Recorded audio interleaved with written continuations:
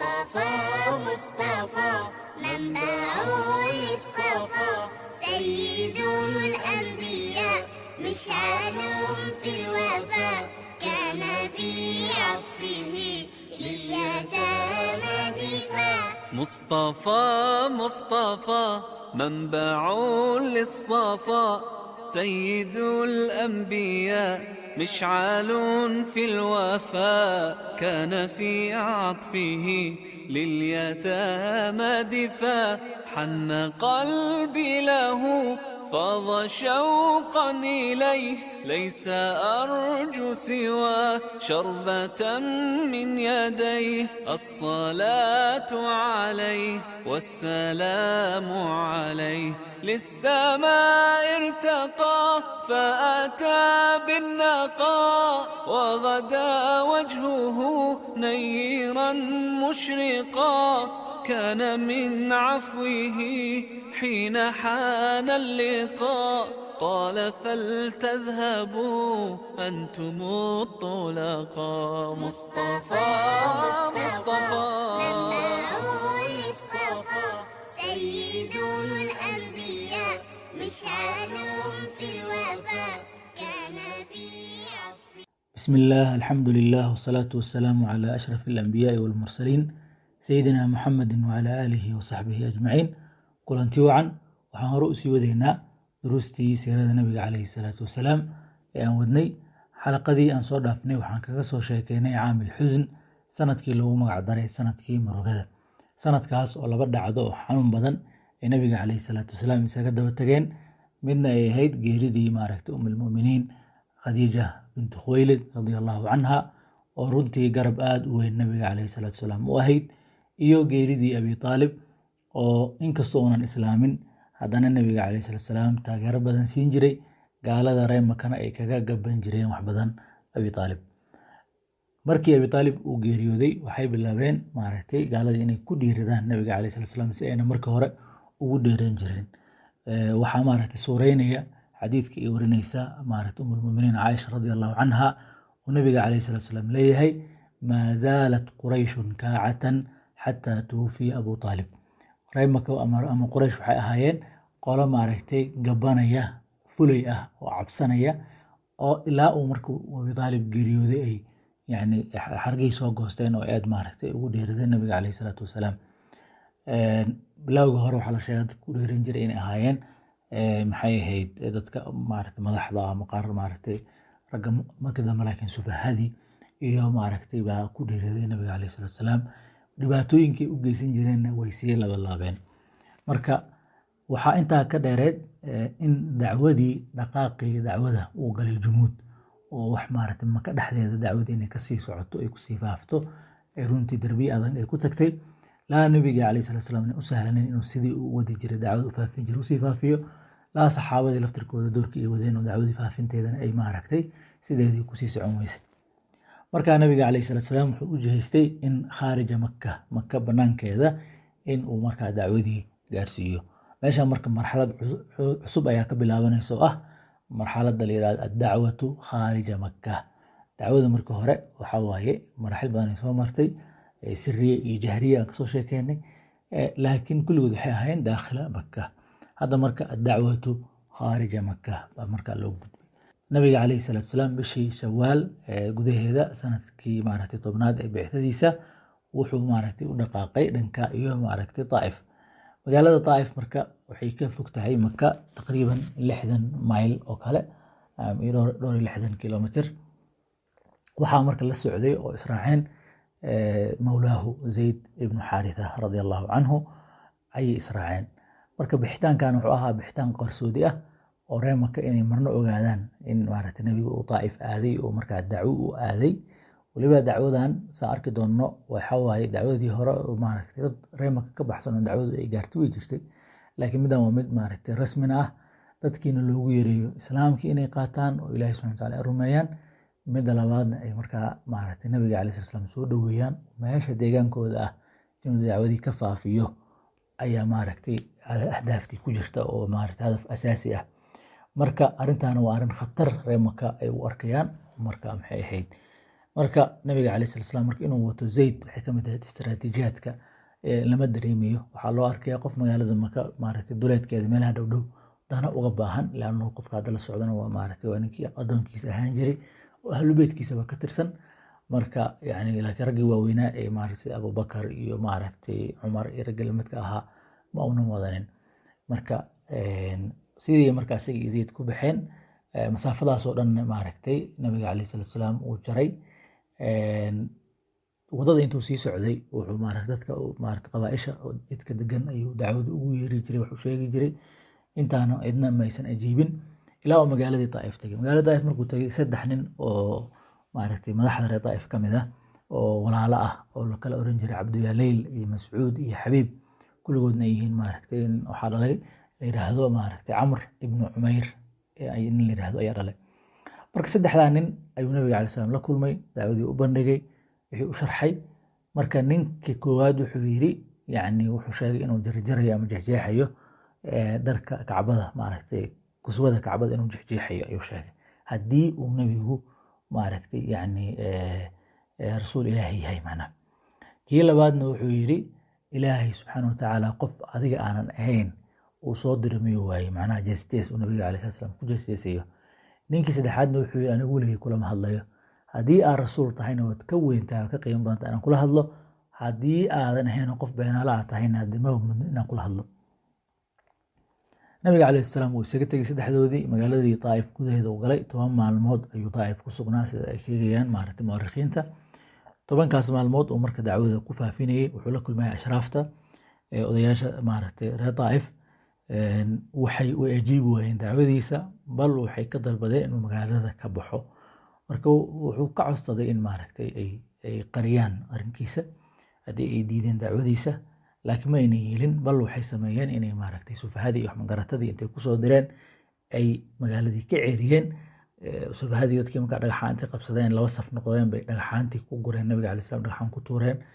sidii ay dhagaxaantii ugu wadeen ilaa ay magaalada ka saareen oo magaalada 3 mayl banaankeeda meel maaragtay beer ay ku leeyihiin 2 nin oo reer Maka ah oo maaragtay walaalaha Cutba ibn Rabiica iyo Shayba ibn Rabiica beer ay ku leeyihiin, ilaa uu soo galay bay dhagaxaantii ku wadeen. beerta ayuu nabiga calayhi salaatu wasalaam maaragtay harkeeda meel kamid ah fadhiistay oo xoogaa iska harsaday ku nastay. asagoo meeshii fadhiya ayaa marka ducadan mashhuurka ah baa la sheegaa inuu ku duceystay, walow ay dacwadu macnaha walow ducadu ay tahay maaragtay mid sanadkeedu uu daciif yahay, laakiin macaani aad u qurxoon bay xambaarsan tahay.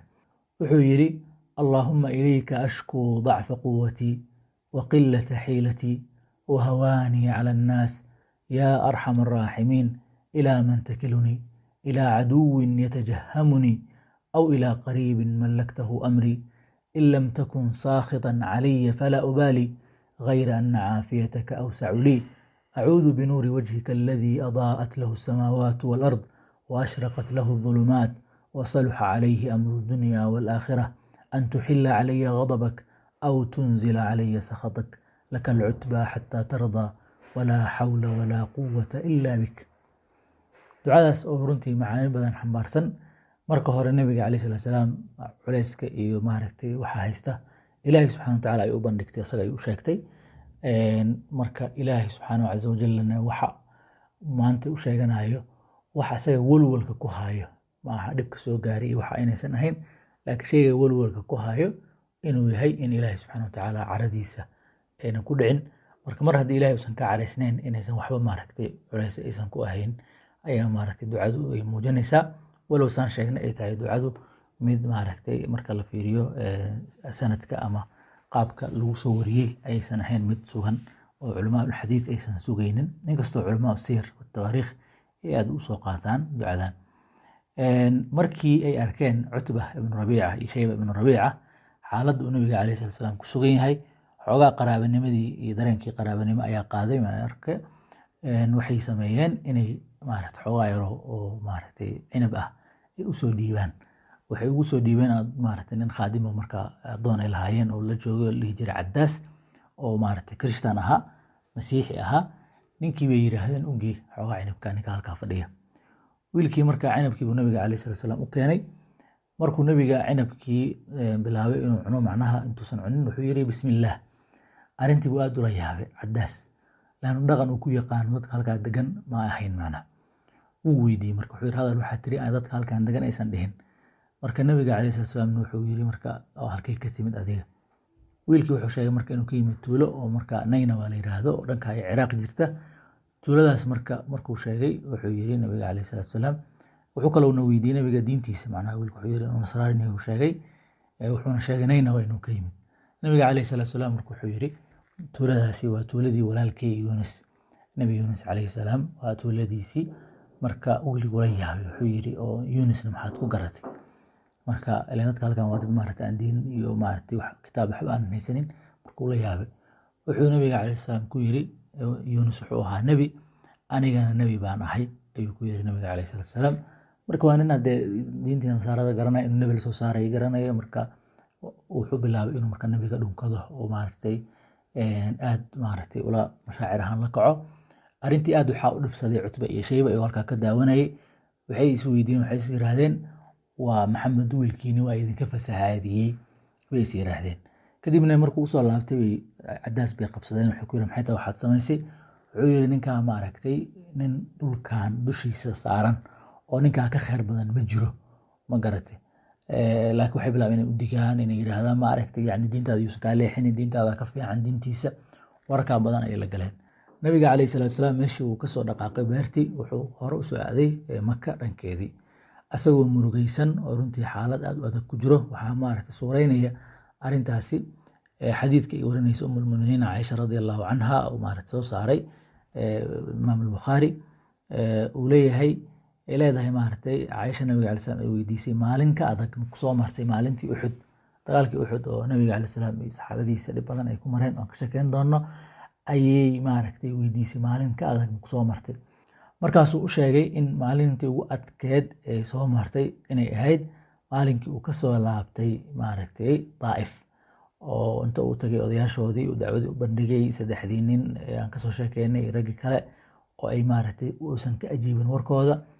kadibna nabiga asagoo murugaysan uu soo dhaqaaqay oo dhanka Maka soo aaday.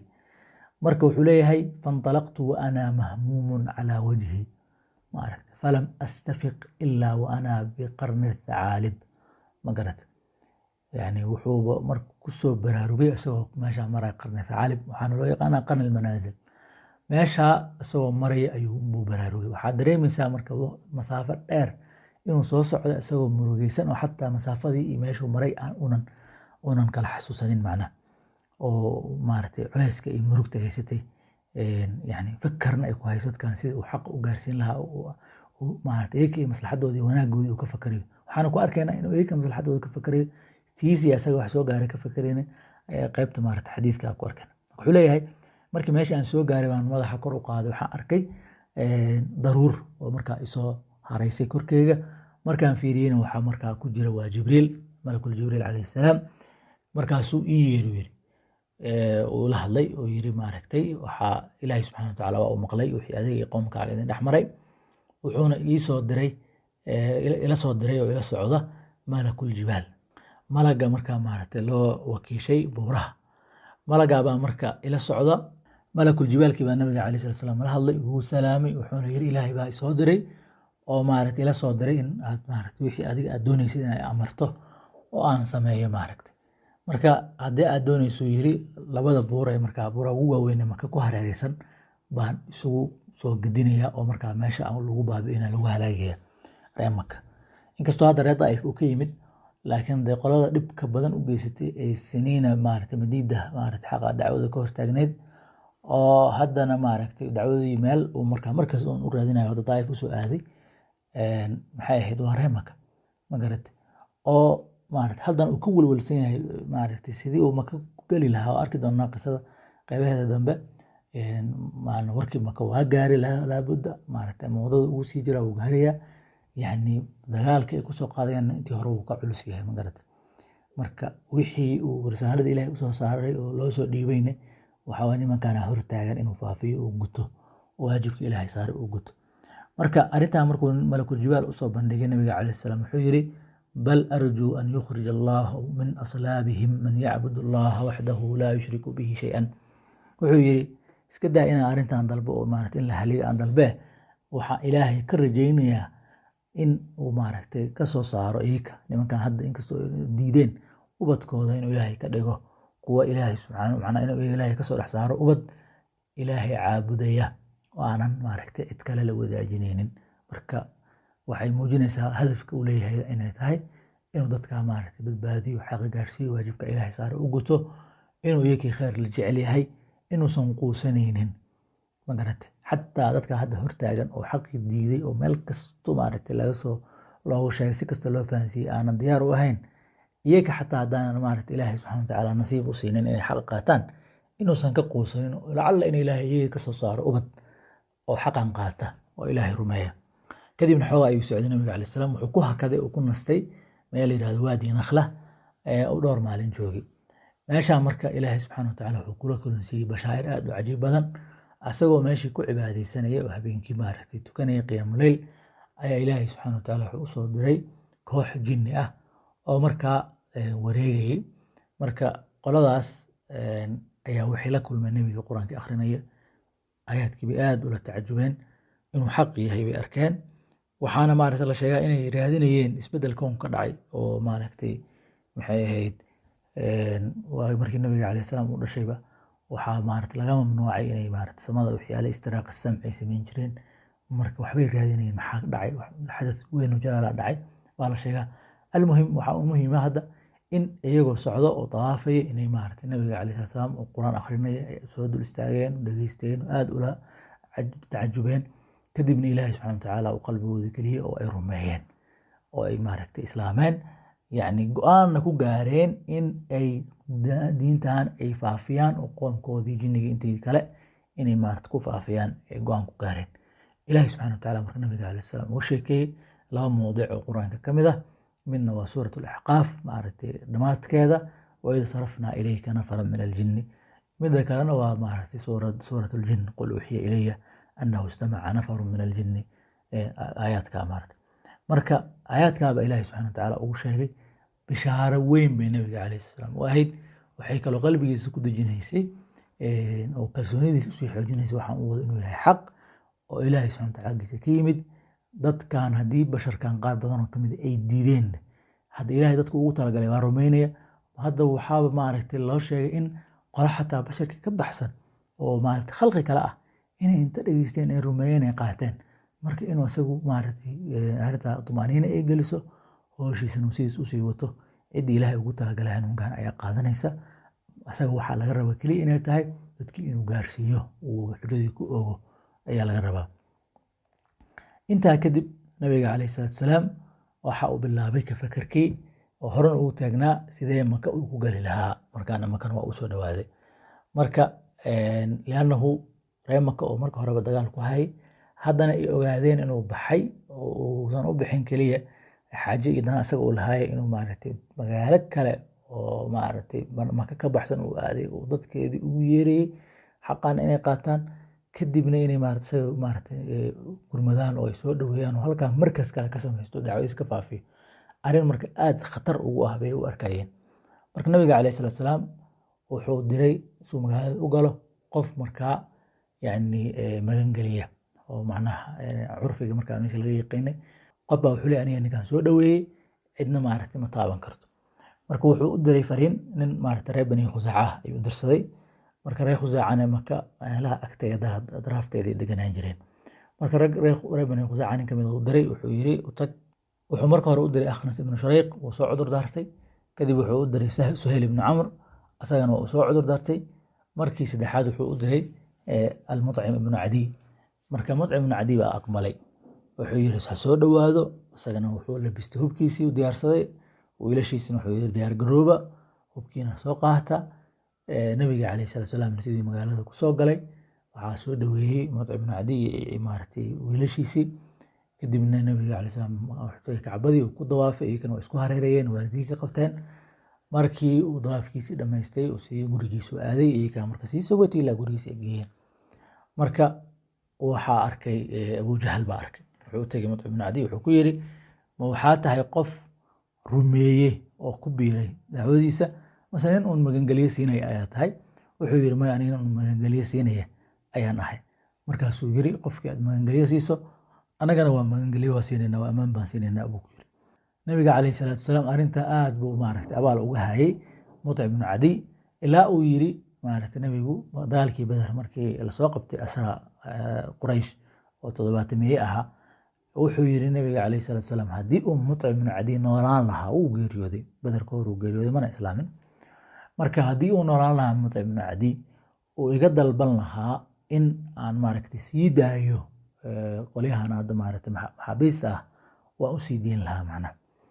waxaas oo dhibaato ah oo aan kasoo sheekeynay, nabiga calayhi salaatu wasalaam kama aynan hor istaagin inuu dacwadiisii sii wado oo maaragtay risaaladii ilaahay uu maaragtay xambaarsiiyey, uu faafinteedii iyo gaarsiinteedii uu sii xoojiyo. sidaan soo sheegnay, Maka gudaheeda inay dacwada ka socoto runtii aad bay u adkaatay oo jumuud aad u adag ayaa galay. marka arrintii ahayd in la helo markas kale, meel kale, saldhig kale ee dacwadu ka faafto, runtii arrintaa ayuu nabiga calayhi salaam hore usii waday oo una maaragtay raadinayay haddii Taa'if ay suurtagali weyso meeshii kale markaas suurtagalaysa. marka wuxuu u jeestay marka inuu mawaasimta xajka carabta isugu imaanaysa, waqtigaas xajka oo maaragtay dhulkii carabta qaybihiisa kala duwan ka imaanaya, in uu qabaa'ishii la kulmo oo dacwadii u bandhigo. marka la kulmitaanka qabaa'isha sida muwarikhiinta ay sheegayaan waqti hore ayuu maaragtay bilowday, taqriiban min sana raabica.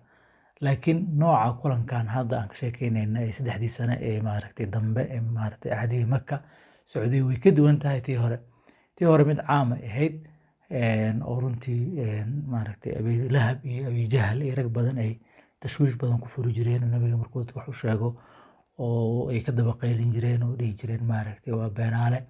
yani Abi Lahab baa aad ugu caansanaa, Abi Jahlna waa la sheegay isagana inuu maaragtay ka daba socon jiray. marka midaan dambe marka waxay kaga duwan tahay mawaadicda laga hadlayo iyo dariiqada iyo xataa waqtiga la gali jiray aad bay uga duwaneed. ugu horeyntii nabiga calayhi salaatu wasalaam xilligan oo marka sanadka 10aad ka bilaabanaysa, qabaa'isha wuxuu la kulmi jiray habeenkii ayuu la kulmi jiray. waxaana markaa la socon jiray Abi Bakar, riwaayadka qaar waxaa la socday Cali bin Abi Taalib iyo Abi Bakar. marka qabaa'isha marka intaysan u tegin waxay aad u ogaanayeen dadka meesha ka joogo qabiilkaas inay yihiin dadka u go'aan ka go'o, ma garatay. leannahu markaani arrinta islaamka iyo inay alla rumeeyaan oo tawxiidka qaataan waxaa la socota qodob labaad oo ah in ay nabiga calayhi salaatu wasalaam deegaankooda kusoo dhoweeyaan, halkaan ay saldhig u noqoto dacwadii laga faafiyo. marka dadka lala hadlayo inay yihiin dadkii go'aanku ka go'ayay inay yihiin, doorkaa marka waxaa galaya waa Abi Bakar radiallahu canhu, oo ahaa maaragtay nin aad u yaqaana ansaabta carabta iyo maaragtay aqsaamtooda iyo dadkooda iyo sida kale yihiin. marka sidaa marka qabaa'isha loola kulmay, qabaa'il aad u tiro badan ayuu nabiga calayhi salaatu wasalaam la kulmay. waxay isugu jiraan kuwii maaragtay kuwa dacwada diiday, kuwa maaragtay dacwada iyo fikradda maaragtay war aad fiican waa yiri, kuwa maxay ahayd ka baqay arrinta kale ee ah maaragtay inay nabiga calayhi salaam deegaankooda geeyaan oo culeyska ka dhalanaya ee dhibka kasoo gaaraya ka baqay ayaa jiray. kuwa waxaa jiray yani sida qolada la yidhahdo Bani Caamir ibn Sacsaca, qolada nin iyay ka mid oo la oran jiray Buxayra ibnu Firaas baa wuxuu ka dhex arkay dacwadii nabiga calayhi salaam maslaxad asaga u gaara. wuxuu yiri markuu nabiga warkiisa dhageystay buu yiri wallahi law anni akhadtu hada alfata min Quraysh la akaltu bihi alcarab. ninka haddaan wato oo meesheeda aan geysto runtii carab oo dhan baan ku qabsan karaa. fikraddan waa fikrad xooggan, yani dadkan qalbigooda saameynaysa. marka maslaxad buu ka dhex arkay. dadka noocaas oo kalena aad bay u jiraan fi kulli marxala. waa dad maaragtay inay dacwadii iyo diintii ka dhigtaan faras oo ay danahooda maslaxadooda ay ku gaaraan. ducaadana waxaa laga rabaa oo maaragtay ducaadda xaqa xambaarsan in ay ka hor istaagaan dadka noocaas oo kale ah, ma'aaribtooda iyo maslaxadooda inay ka hor istaagaan baa la rabaa. gaar ahaan xilligu ay daawadu dhismayso oo maaragtay deedabada u aasmayo oo ay cusub tahay, dadka nooca hadday dhex galaan waxa waaye jidkii bay ka wareerinayaan oo ka leexinayaan oo dhimanayaan. marka darsin baa noogu jira runtii maaragtay waqfo kasta ama mowqif kasta oo nabiga calayhi salaam istaago, dadka dacwada waxaa ugu jirta ducaadda ah yani cibra ugu jirto. marka ninkii nabiga calayhi salaam ayuu la hadlay, wuxuu ku yiri ara'ayta in naxnu baayacnaaka calaa amrika ثم أظهرك الله على من خالفك أيكون لنا الأمر من بعدك. الكورن بو يرادي أن كرعنو أرنتان كوغو بلنقلنو أن كوغو رمينو أن كوغو كسو دوينو كدب إلهي سبحانه وتعالى كاقوليه وقوشك وهذا الشيء كاسو رياضان عاد مارت كاقوليست كورنو أرنتا ترى أنا مناسين إيسا روايات كالعكو جرى أيكون لي الأمر من بعدك أنيقا مارت سو قرو يرادو وأنك مارت حيلك قوانا أنيقا مارت ساقين لسيه نبي عليه السلام وجواب الأمر إلى الله يضعه حيث يشاء أمر كان يتلا إلهي سبحانه وتعالى أسكله ما يشوء تلقى يدقيا روايات قارن حكو جرتي إن الأرض لله يورثها من يشاء قل كان إلهي أسكله إدو دونو أيونا باب الكيدي إذا تلا ديبيا إنك وحناقي مرك عيل فنهدف نحورنا للعرب دونك فإذا أظهرك الله كان الأمر لغيرنا أنا ما خطرت قلهن وهلست أواجهن oo maaragtay carabtii ay meel kasta nooga soo imaanaysaa maaragtay seefoodii ayna qaniinayaan markaas hadhowna taladii dadka la siinaysaa waa nin dan kale u socdo dadka xaqaan la rabo inay xambaaraan waa dad la rabo inay alla rumeeyaan oo jannadii iyo la kulankii alla inay raadinayaan ma garatay wuxuu yidhi marka laa xaajata lanaa biamrika sidii marka arrinta ku tiiday yaa mu'arikhiintu waxay sheegaan in markii qoomkii ay ku noqdeen meeshoodii qisadii baa laga sheekeeyey nin odayo marka waayeel ah oo qoomkii ka mid ah baa warkii loo sheegay markaasaa wuxuu ninkii uu naxay maaragtay madaxa ay gacanta saartay wuxuu yidhi yaa bani caamir hal lahaa min talaafin ruux laga gaari karo oo maaragtay laga baaqsan kara majlis arrintaa ma tahay macna yaa wax la daba qaban kara ma tahay ayuu yidhi wuxuu yidhi ilaaha ay gacantaysa naftayda ku jirto ayaan ku dhaartay qof oo reer bani ismaaciil ah oo sheegtay inuu nebi yahay ninkaa ka hore ma jiro waxaana u arkaa inay xaq tahay intee talada iyo maskaxda idinka aaday baa la sheegaa inuu yirin oday oo iyaga ka mid ah almuhim yani qabaaishaas ay u kala duwanayeen waxaa ka mid ahaa qabiil uu nabiga calay salaam xaqi u bandhigay oo waxay degnaayeen xuduudda markaa ciraaq iyo jasiiradda iska galayso marka waxay yidhaahdeen annaku waxaa maaragtay u dhaxaynaa laba qolo halkaa dhanka korona waxaa naga jira furus iyo kisra maaragtay halkan hoosena carabti aa naga jirta marka warkan aan sheegaysana war aad u fiican waay haddii aad doonaysid inaan kusoo dhaweyno oo wixii carabta dhankeeda kaa soo waajaho oo qole kaala soo maaragtay arrinta inaga hortagto isku dayeysa waan kaa celinaynaa maaragtay laakiin dhankaa faris dhankiisa waxba kaama qaban karno oo hora maaragtay ballan nooga dhexaysay kisra an laa nuxditha xadathan ilaa inaan ka wada tashano isla ognaa arrin macnaa weyn inaanan samayn karin marka arrintaana waxaa u aragnay dheheen dacwadan aawadid inay tahay waxyaabaha ay boqoradu necab yihiin aad bay u fahmeen dacwada nabiga calayhi salatu wasalaam sida dhammaan dadka ay yihiin oo maaragtay diinta dhan ba isleeyihin wax afka laga dhaho laa ilaaha ila allah laga dhaho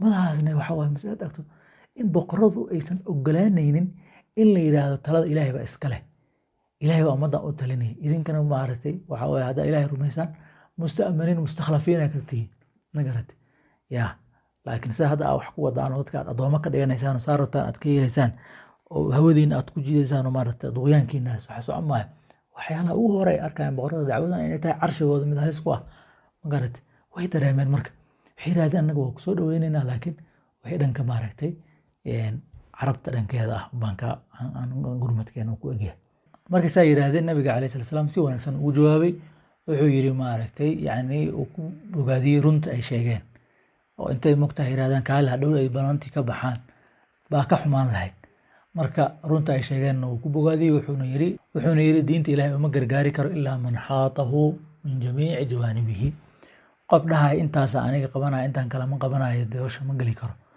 laakiin qof maaragtay u wada diyaarsan oo arrintan inuu maaragtay wax kastoo ka yimaad waajaho qofkan waa qofka hawshaa geli kara marka runtii yacni waxay ahayd maaragtay mawaaqif aada u cajiiba intaa marka ay hawshaa socoto iyo ka horba waxaan soo sheegnay in dacwada reer maka banaankooda dad ka mida loo sheego way socotay maaragtay min sana raabicay socotay laakiin qaabkan hadda aan ka sheekeynayno oo ah maaragtay in qorshe ah in maka banaankeeda meel ah markasta la sameeyo ayaa cusbay 3 sano ee dambe marka fatradaas guud ay dacwadu maaragtay dadkii soo islaamay reer maka ka baxsanaadan qaar ka mid soo qaadano waxaa ka mid ah in la oran jiray Suwayd ibnu Saamit. ninkaa oo ahaa nin maaragtay aad u xikmad badan oo gabayaa ah. maxay ahayd waxyaalaha aad u yaqiinay waxaa ka mid ahaa xikmooyinkii ama hadalladii wanaagsanaa ee laga wariyey Luqmaan calayhi salaam ayuu aad maaragtay u garanayay. marka nabiga calayhi salaatu salaam ayaa la kulmay mawsim min mawaasim alxaj, marka ama cumro mar uu maaragtay marka yimid ayuu nabigu ninkan la kulmay. marka nabiga calayhi salaatu salaam islaamkii u bandhigay. markuu islaamka u bandhigay baa ninkii wuxuu yidhi waxaa dhici karta lacala alladii macaka mithlu alladii maci, warkaan adiga aad wadid iyo warka aniga aan haayo ama waxyaalaha aan garanay inay isleeyihiin baa dhici karta. marka nabiga calayhi salaatu salaam wuxuu yidhi wama alladii macaka, horta qofka in laga koobiyo waa muhiim. marka uu hadlay ninkii wuxuu ka sheekeeyey marka xikamtii Luqmaan ayuu maaragtay qaar ka mida soo qaatay nabigu marka u bandhigay calayhi salaatu salaam. nabiga calayhi salaatu salaam wuu ka koobiyey, wuu ka dhageystay. markuu warkiisi dhamaystayna wuxuu ku yidhi hadalkan aad tiri waa hadal wanaagsan, laakiin waxa aniga aan ku wado ayaa kasii wanaagsan. markaasuu qur-aankii ku dul akhriyey. marka uu nabiga calayhi salaam qur-aanka ku dul akhriyey uu aad ugu ta'athuray Suwayd ibnu Saamit, sidii uuna ku islaamay. waxaa kaloo ka mid ahaa nin dhalinyaro ah oo maaragtay reer Yathrib ah, isagana waxaa la oran jiray Iyaas ibnu Mucaad. wuxuu la socday wafdi oo reer Aws ka mid ah oo rabay inay ka helaan gaashaanbuur ama taageero ay ka helaan Quraysh, dagaalkii maaragtay joogtada ahaa ee ka dhexeeyey iyaga iyo maaragtay reer Khasraj. dee waa garanaa Khasraj iyo maaragtay iyo maxay ahayd Aws waxaa ka dhexeeyey dagaal joogto ah oo maaragtay isku baabi'iyeen, yahuudduna isku horinayeen. marka marba qolaba waxay raadin jirtay taageero banaanka ah si ay qolada kale u jebiso. marka safar bay ku yimaadeen maaragtay wuxuun maaragtay ama saanad ama taageero ama ciidan wuxuun ka raadinayeen. marka intay socdeen bay maaragtay nabiga calayhi salaam baa arkay. marka nabiga ayaa marka la fadhiistay oo la hadlay uu ku yiri maaragtay ka waran wax ka khayr badan waxay u imaateen. marka islaamka u bandhigay, tawxiidka u bandhigay. marka ninkan dhalinyarada ah Iyaas ibnu Mucaad ayaa warkii aad ula dhacay oo yiri wallaahi qoomkaygiyo waxa uu ninkan nagu yeeriyaa ka khayr badan wixii u nimid.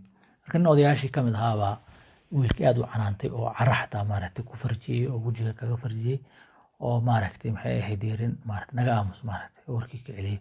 laakiin waxaa la sheegay inuu islaamay oo maaragtay nabiga uu la kulmay ka hor buu geeriyooday. waxaana maaragtay la sheegay inuu maaragtay tahliil iyo taxmiid iyo takbiir uu wadi jiray. waxaa kaloo ka mid dadka islaamay Abu Dharrin al-Ghafaari oo qisadiisa ay macruuf tahay. waxaa kaloo ka mid dadka islaamay oo reer Maka ka baxsan Tufayl ibn Amr ad-Dawsi, asagana qisadiisu ay macruuf tahay. waxaa kaloo ka mid ahaa raggii maaragtay islaameyna la oran jiray Dimaadin al-Uzdi. ninkan marka qisadiisa xogaa waa qisa cajiib ah oo qof u baahan. wuxuu yimid Maka. marka reer Maka waxyaalaha ay sameeyeen waxaa ka mid ahaa oo iyagu ay maaragtay isku dhahayeen dacwada inay ku hor istaagaan, laakiin ilaahay subxaanahu wa tacaala uga dhigay inay dacwada ku faafto. mundu nabiga calayhi salaatu salaam uu soo baxay uu dacwadiisa la jahray 3 sano buu sir ahaaye. sanadkii afaraad bay ka bilaabatay iyagu waxay bilaabeen inay qabaaisha carabta u digaan, ay la hadlaan maaragtay mawaasimta u yiraahdaan ninkaana maaragtay jiro oo maaragtay baadiyeysan oo kana dhageysanina yeelina. taana waxay keenaysaa dadku inay isweydiiyaan oo yiraahdaan ninkan bal wuxuu sheegayo bal ay iska wareystaan. marka raggii ay la hadleen waxaa ka mid ahaa ninkan oo ay maaragtay u sheegeen wararkii wixii Dimaad ah. Dimaad marka wuxuu ahaa nin dadka maaragtay xoogaa xanuunsan ama jinka ama wax ay maaragtay xoolo sixir ama wax la midka ah buu wax ku akhrin jiray. kule waxyaalo un aathaartii hore la soo wariyay ka mid ah wuxuu xifdisnaa buu ku akhrin jiray, dad baan Ilaahay ku caafin jiray. marka nabiga calayhi salaatu salaam ayuu u yimid, wuxuu ku yiri dadka ayaan anigu wax ku akhriyaa oo xoogaa maaragtay xanuunsan ama maaragtay maskaxda looga jiro ama jin haysto wax ku akhriyaa. marka haddii aan wax kugu akhriyo ka waran ayuu ku yiri nabiga calayhi salaatu salaam. marka waxaa aad u arkayna qisada nabiga dulqaadkiisa. qaarkan waa iska xanaaqi lahaayeen, waa la dagaalami lahaa. marka nabiga calayhi salaatu salaam warkiisa uu ku dhageystay wuxuu yiri inna alxamda lillahi naxmaduhu wa nastaciinuhu man yahdihi allahu falaa mudilla lah wa man yudlil falaa haadiya lah wa ashhadu an laa ilaaha ila allah waxdahu laa shariika lah wa ashhadu anna muxammadan cabduhu wa rasuuluhu amaa bacd. iftitaaxiyadii nabiga calayhi salaam sameeyo la yaqiina macruufka ahayd ninkii intibaaba maaragtay aad u saamaysay. wuxuu yiri marka igu soo celiyo warkii nabiga calayhi salaam ugu celi ilaa 3 jeer ugu celi. markaasuu weligay aniga maaragtay kahano warkooda waan dhegeystay, saxaro warkooda waan dhegeystay, shucaro waa dhegeystay, laakiin hadalkan hadal lamida ma aanan arkin. sidii marka yacni ku islaamay oo yiri maaragtay hadiyadaka ubaayicuka cala alislaam, markuu sidii ku islaamay. runtii marka waxay ahayd yacni dadka islaamay oo ka imaaday meelo kala duwan oo maaragtay dhulkii carabta ay degneed ka mid ah, waxay ahayd yacni xaqi oo faafay oo meelo badan gaaray, walow aysan noqonin maaragtay maraakis ama saldhigyo oo marka ay dacwadu si rasmi ah nabiga iyo saxaabadiisa ay u guuraan aysan noqonin, laakiin waxay ahayd meelo dacwadu ay kasii faafto. qaarkood runtii isku daya badan iyo dadkoodii bay xataa keeneen maaragtay gadaalka keeneen, sida Tufayl ibn Amr ad-Dawsi. dhib badan oo la kulmay nabiga calayhi salaatu wasalaam ay u soo laabtay oo nabiga la taliyay, la hagaajiyay, u duceeyay, ilaa markii dambe uu qoomkiisa dhan maaragtay keeni doono waqtiyo dambe aan ka sheekeyn doono. marka yacni xaqii baa halkaasaa kusii faafayay oo ilaahay subxaanahu watacaala nuurkiisaas cid hor istaagi karto si kasta ay isugu dayaan inay yacni damiyaan ama ay maaragtay caqabad ku noqdaan, ma ku noqon karaan. magarata ayaga unbaa khayrka isseejinaya oo khasaaro maaragtay mudanaya. halka ayaan ku ekeenaynaa xalaqadeennan. intaan xalaqa kale kaga kulmayno waxaan idin leeyahay assalaamu calaykum waraxmatullaahi wabarakaatuh.